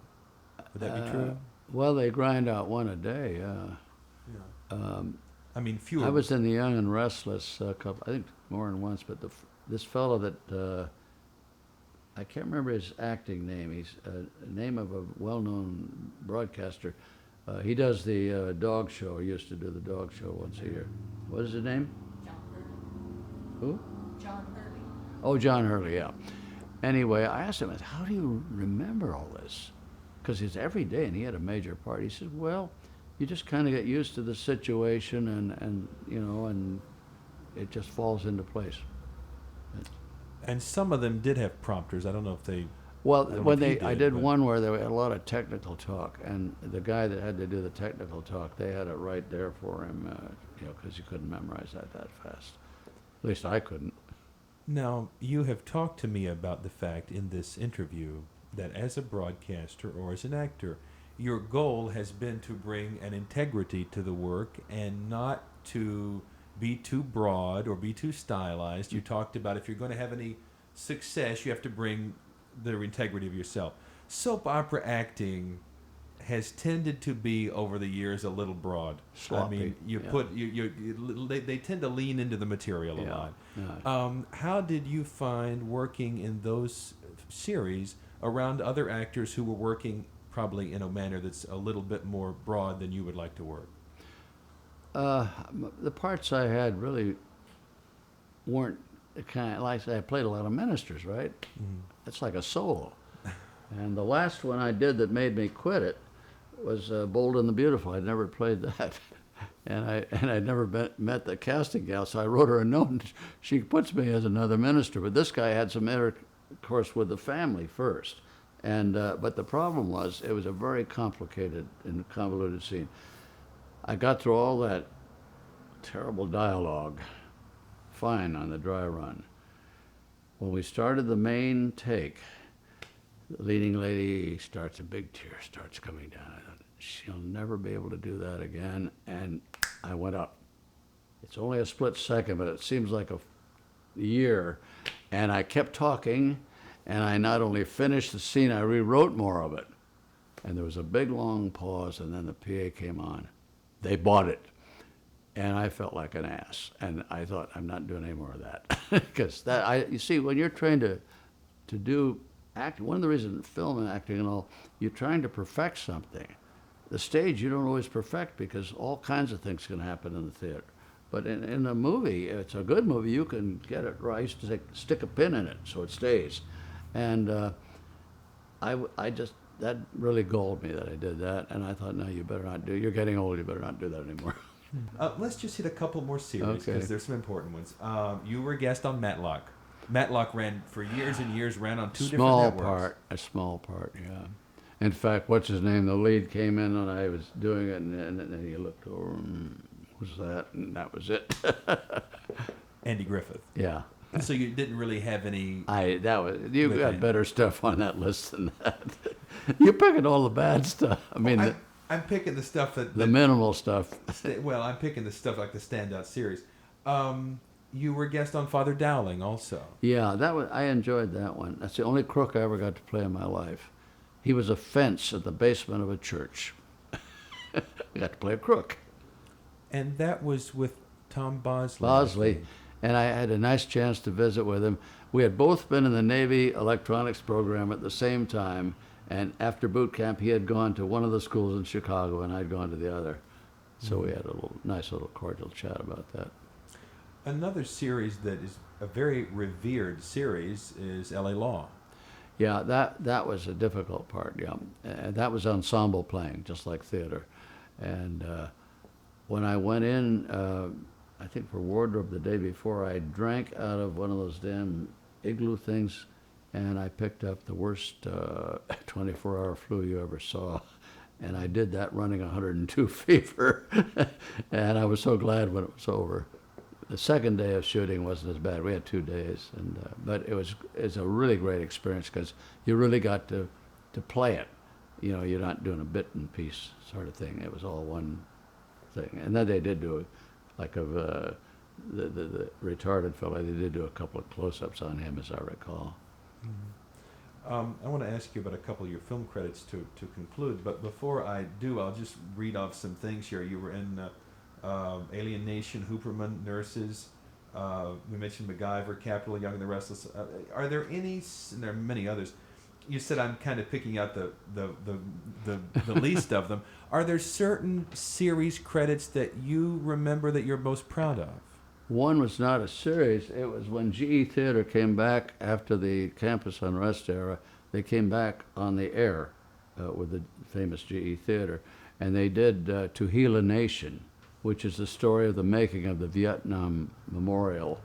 Jan Scruggs, Eric Roberts played the Jan Scruggs part, and I was lucky enough to land the chaplain who does the eulogy, and does the roll call of the names in the end of the movie. And it was a great experience because one of the only things worthwhile in my whole career, even though I wasn't a lead. It was important because they took the veterans, injured veterans from a radius of 200 miles from VA hospitals and all. Some of them had no legs, some of them were in terrible shape. And I talked to one, he was crying. He says, I'm so glad you guys are doing this, giving us this chance. And so that's why it was worth it. Not necessarily what the audience saw, but it was so good for them.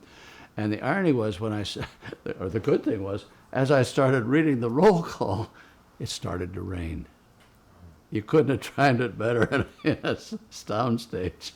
But it was worth it. And it's had a number of runs on the day, on holidays, but it was worth doing. Do you here you're a minister again? Do you Yeah. have any? Is there in your mind a genesis for why you kept getting cast as a minister? I look like I'm fairly clean cut, and my vocabulary, she knows what the real one is, but on a movie I don't swear. So you present well. I was in the Navy, remember? I have a good vocabulary.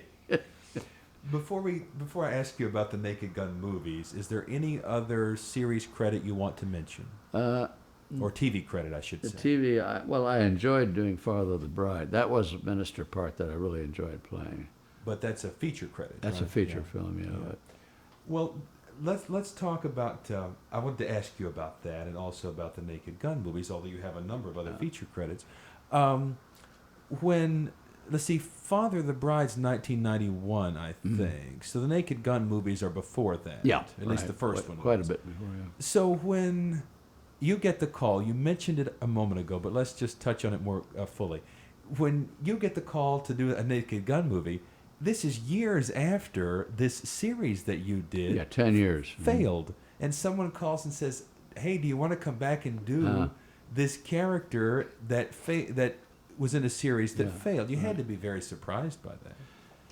Yeah, I think I was. I'm pretty sure I was. The other thing that's interesting is you and Leslie Nielsen are the only two original cast members Yeah. who were brought back. I was very lucky in that regard. They wanted to bring the shoeshine boy back, but I think they couldn't figure a way to work him into the movie. So he didn't get back. And of course, the guy, Alan North, played the original police chief. And because he wasn't a big Hollywood name, they used George Kennedy. And I was just as well, because his family was back there, and I know he's terribly homesick for his family. So it worked out okay. So when you come back and now it's a big feature, you've got, I don't know how many days you had, but you've got time. Yeah. It's a much more expansive. How was, and although also you're 10 years older, Ted is 10 years Yeah. older. How was the approach to Ted different the second time? Well, the basic attitude of the character is the same.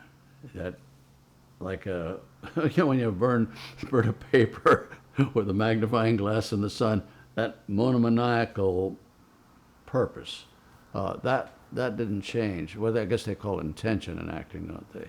Although I never thought of it as that. But it didn't have the quirk. I didn't have any characters to do that with. The kids, we just couldn't do that. So he was tied up with the timbers of Noah's Ark and crazy things like that. And of course you play it flat, as they said, flat. And Leslie used to say we play it flat. I had one director on the series, I don't remember his name, but he tried to make me fond of the kids, like he was an old uncle or something, and it would have destroyed the humor of it.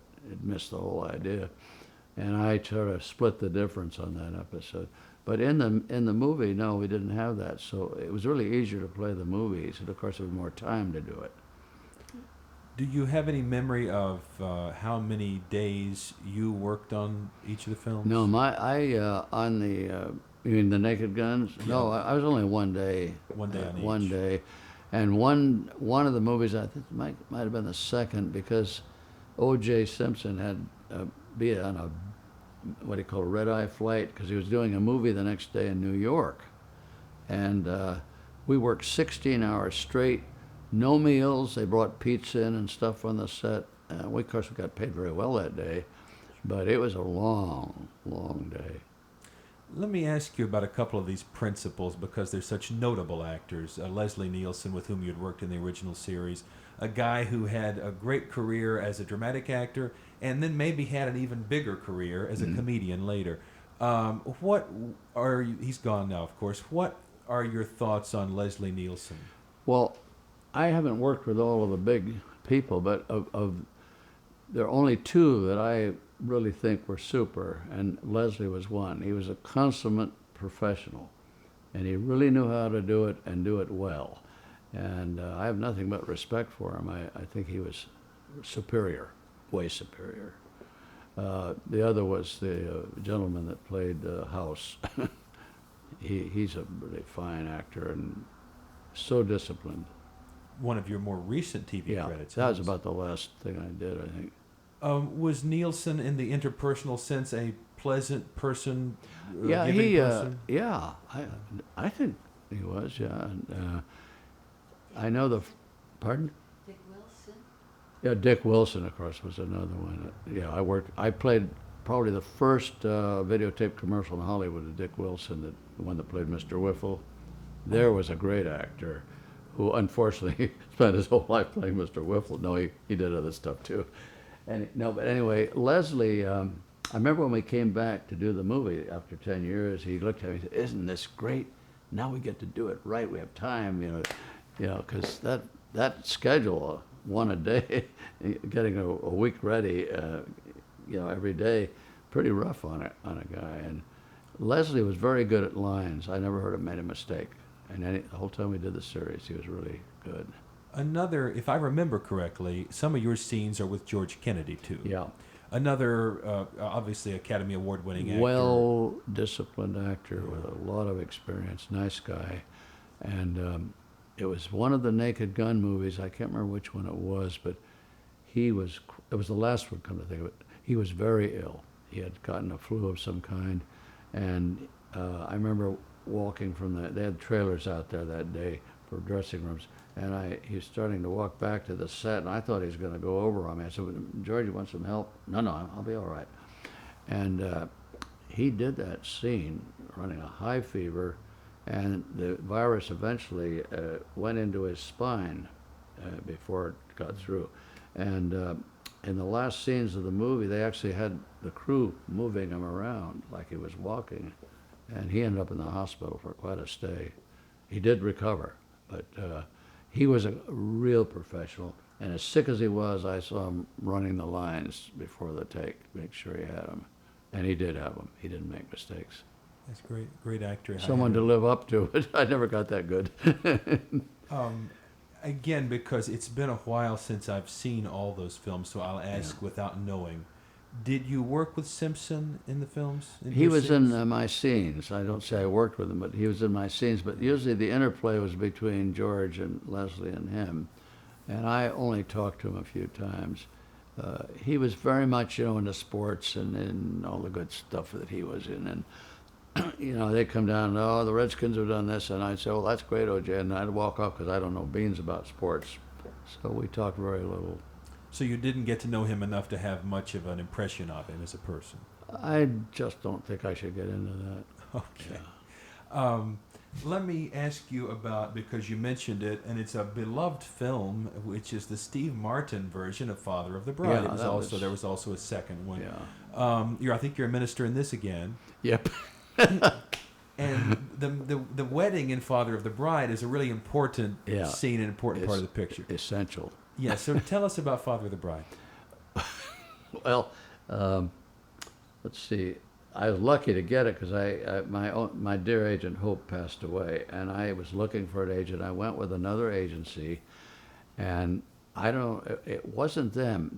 I had gone to a workshop, and there was an assistant casting director had attended, and I think that's how I got called to read for the people that were producing Father of the Bride. And I was due to go up and see my mother. I had an airplane booked even. And they said, "Oh, no, you must stay." And so luckily Southwest was very kind. They moved the flight. And I read for them and I got the part. And it was a nice day. We were there, I think, 3 days. But it was shot like the old features, the lighting was just so, the costume design, wardrobe was just so. And it was a lot of fun to do. And God, they had these things, lights all over the place and funnel slides, you name it. And it was shot in it was a Baptist church out in Santa Monica, and they covered the baptismal thing and made it into a non-denominational thing. And one day we shot me and the kids, and the next day they shot the stuff that went out to Steve and those folks. One of the, I don't want to take too much, I know I'm taking an awful lot of time, but Uncle Ben was a character in that. He sat with the family. he was one of the original children and the original father of the bride, the old black and white one. And he had been the Papermate pen commercial, he and this girl, and they would sing the Papermate pen song. And in that era, it ruined him because they said, oh, you're always associated with the pen thing. And, you know, there wasn't a residual structure like there is now. But he had gone into some other line of work, and he called him up and he said, I would give anything to play an extra in this movie because I was in the first movie. Well, they made him a non-speaking character, Uncle Ben, as part of the family, and it just made his day. He was a happy camper. And anyway, no, it was a good experience. I only talk mostly to the kids because, see, there's so much equipment in the way, and yeah, I could see Steve Martin. The only thing I said to him, can you hear? Because I knew he'd been a drummer or something, and he said, well, could you talk just a little louder? That's the only exchange we made. And Keaton was always making funny faces at me from the front row. That's about all I can say. But I thought it was a lovely movie, and you know, it was a pleasure doing it. You know, I was grateful to be in it. Again, these are a handful of from a larger list of film credits that you have. Are there any specific film credits other than these that you'd like to mention that are favorites of yours? I don't think so. I did one Roger Corman movie. It was what do you call it? Memorable. Well, this is almost froze to death up at Vasquez Rocks. Had to be a coroner and a sheriff cutting a guy apart in the lab. This is a film called Carnosaur. He was a Stanford graduate, by the way. Yeah, he was an engineering major. Yeah, well, maybe that's it. But no, that's true.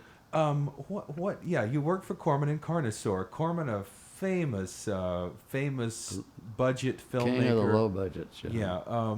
This was in his later period, but did you have much interaction with Corman?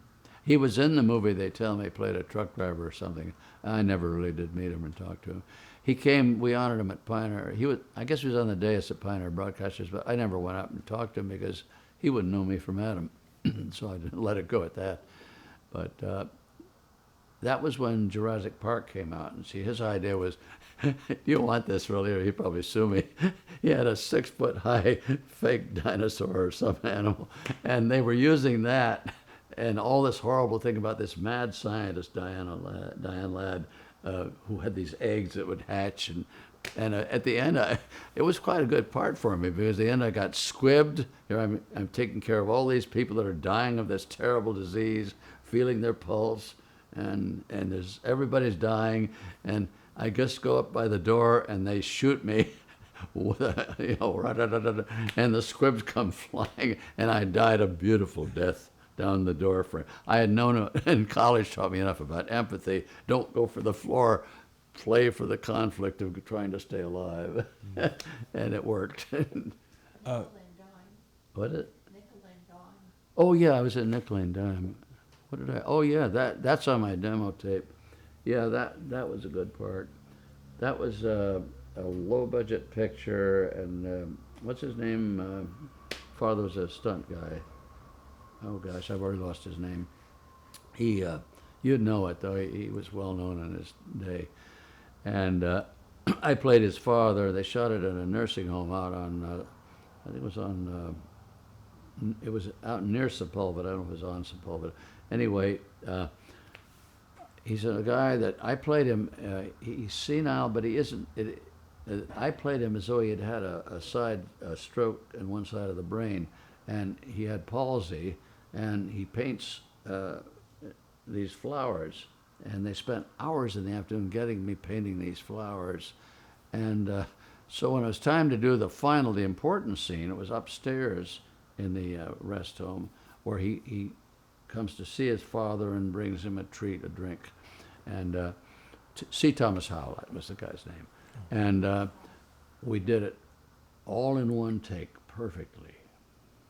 But what had happened is they'd worked so long on the afternoon one that the daylight had changed outside and traffic was coming by, cars with lights on. We better do it again. So they shove a chair, a settee in front of so the cameras can't really see the lights very much. And we did it all again in one take. It probably wasn't quite as good as the first take, but it was okay. But he gets the kid brings him a gin drink, and they have a drink, and he picks up this kid's picture and says he never comes to visit to see Thomas Halsey, and I miss him. You know, it was a whole speech in there. And then they have the drink, and he gets the olive choked in his throat. And I'm pretty good at death scenes. He grabs his throat and starts gagging like he had a heart attack. But the kid then takes him and bangs him on the back, and out comes the olive. And I think it has a jewel or something in it. It was part of the plot. And it worked real well, and it looked good. And so I put that on the demo tape. And I put a one with Susan Lucci, I put that on the demo tape. That was the Woman Who Sinned. That was a movie of the week. And I played the minister in the obligatory speech about, the sermon about sin, and the intercut you see with her and when she's thinking of going to bed with someone other than her husband. But that was a pretty good part too. And I put L.A. Law on there. I don't remember what else was there, but that was about it. Now I put a Naked Gun, that's right. Yeah, don't leave that I'm out. all through on that one. You mentioned the demo tape. You are still actively working. You told me last week or something, we were talking, and you said, I just went for a I went to an PSA audition, or and something. I'll tell you, don't feel bad, but today I turned down an audition Oh, for my. quite a very good commercial. Well, you should have called and No, told I me. don't do that. Well, that's, And besides, the part of the the business. odds are so slim yeah. of getting it.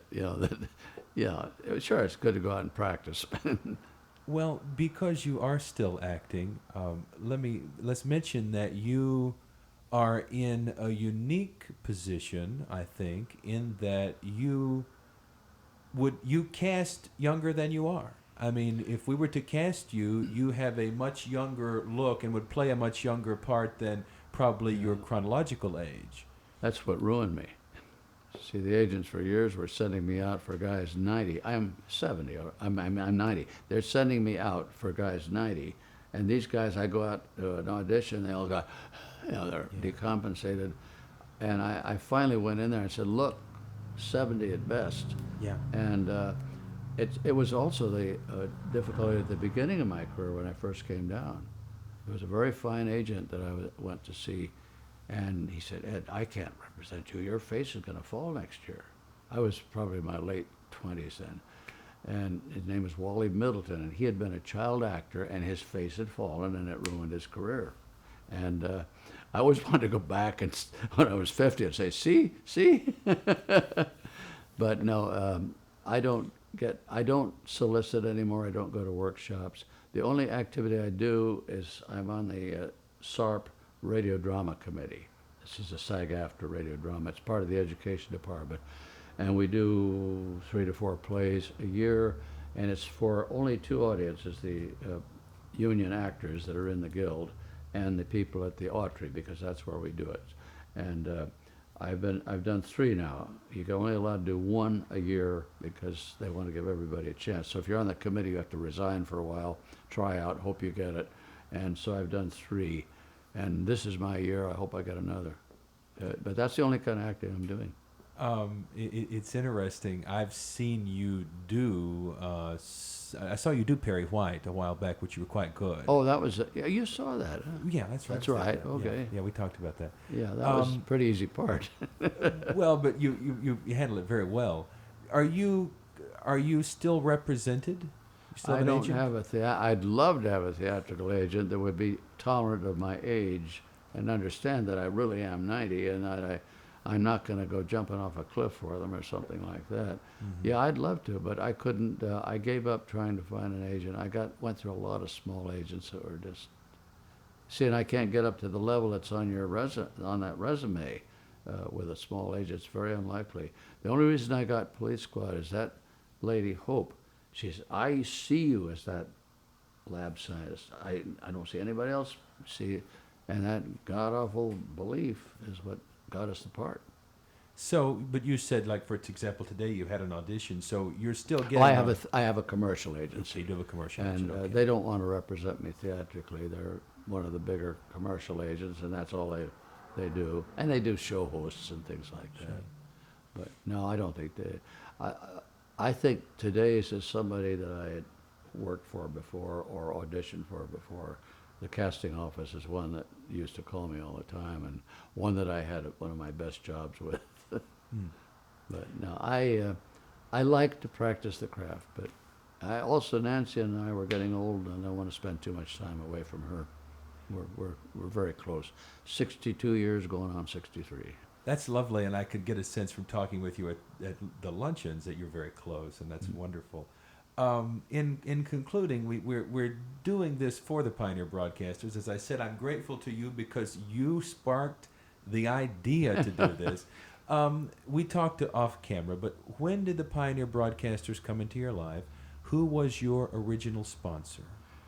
Well, I'm not sure because Ray Angona, Marty Halpern, I think were very instrumental. And Don McCall, the guy that I competed in the booth for the booth job that I worked for years, I think they had a lot to do with it. And let's see, I came into it was I retired in '89 early from teaching, even though I'd been at the college 28 years. See, but the last 15 I spent over in the speech department so I could go back into acting. But I think that anyway that I lost the track on that one. Sorry. We were saying what year did you join? And I knew the date would trip me. Yeah, because I retired in 1989, and it was 1990 that I apparently joined PPB. They wanted me to come in. I think McCall wanted me to come in at the beginning. But I was so busy with that darn TV operation in the college, I couldn't have gotten out to do it. And so I put him off, and finally, when I was retiring is when I decided to come in. And I don't know if Art Gilmore had anything to do with it or not, but Art had been helpful to me too. And he taught too, and he had written a book on radio announcing, he and Guy Middleton. And he allowed me to use the tongue twisters, the articulation exercises in handouts that I gave the students. I never wrote a book. One last thing. I never wrote a book. I wrote all kinds of material on TV, lighting, acting, you name it, oral interp. I gave it to the students free because this is a public college, and I didn't feel you should be writing a book then selling it to your students. And but a lot of my books appeared in other teachers' books up in San Francisco State. Yeah, it doesn't stop other people. Yeah, they from pick doing it up that. and publish it. Yeah. That's okay. I got paid for teaching. In conclusion, is there anything you would like to tell me about which I have not already asked you? I've talked too long, too much, and they may take one look at this and say, who's this freak that goes on and on, running off with the mouth? But I really appreciate doing it, and I'm sincere when I say I think you have a great future because you have focus, and and you're really good at asking questions and being courteous to people, and you got it. Thank you. I will say, and with great sincerity, the beauty of this when it's done well, from your perspective, is you have shared with us some things that are contemplative, that are about your thoughts about the craft of doing this. And as far as I'm concerned, that's the most important thing to preserve. So thank you for sharing those. You're welcome. Thank everybody for looking at it if they ever do.